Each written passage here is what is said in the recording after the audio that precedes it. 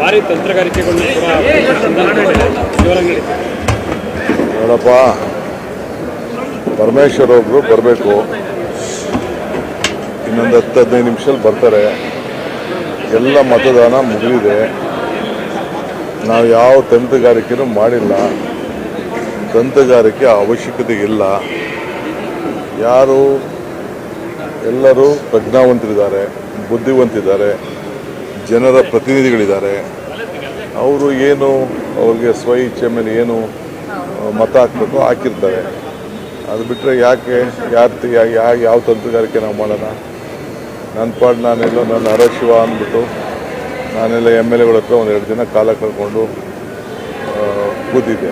ಅದು ಬಿಟ್ಟರೆ ನಾನು ಯಾವ ತಂತ್ರಗಾರಿಕೆನೂ ಮಾಡಿಲ್ಲ. ಅಲ್ಲ, ನಾವು ಯಾವ ತಂತ್ರಗಾರಿಕೆ ಮಾಡೋಕ್ಕೆ ಹೋಗಿಲ್ಲ. ಬರೀ MLAಗಳು ಕೂತಿದ್ದೀವಿ. ನಮ್ಮ ಹುಡುಗ ನಮ್ಮ MLA ಹುಷಾರಿರಲಿಲ್ಲ, ವೆಯ್ಟ್ ಮಾಡ್ತಿದ್ದೆ ಅವ್ನು ಬರಲಿ ಅಂತ. ಇಕ್ಬಾಲು ಬಿಜೆಪಿ ಮತ್ತು JDS ಇಂದ ಕಾಂಗ್ರೆಸ್ಗೆ ಮತಗಳು ಬಂದಿವೆ ಕೆಲವು ಅಂತ ಹೇಳ್ತಾರೆ. ಆಗಿದೆ ಸರ್. ನನಗೆ ಗೊತ್ತಿಲ್ಲ.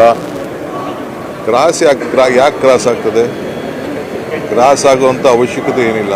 ನಿಮ್ಮ ಅಭ್ಯರ್ಥಿಗೆ ನಮ್ಮ ಹತ್ರ ಏನು ಓಟ್ ಇದೆ, ನಮ್ಮ ಓಟ್ ನಮ್ಗೆ ಹಾಕೊಳ್ಳಿ ಅಂತ ನಾವು ಕೇಳ್ಕೊಂಡಿದ್ದೀವಿ ಅಷ್ಟೇ. ಕ್ಯಾಂಡಿಡೇಟ್ಗಳು ಏನೇನು ಮಾಡ್ಕೊಂಡಿದ್ದಾರೋ ಗೊತ್ತಿಲ್ಲ ನನಗೆ. ತಮಿಳುನಾಡು ಗೌರ್ಮೆಂಟ್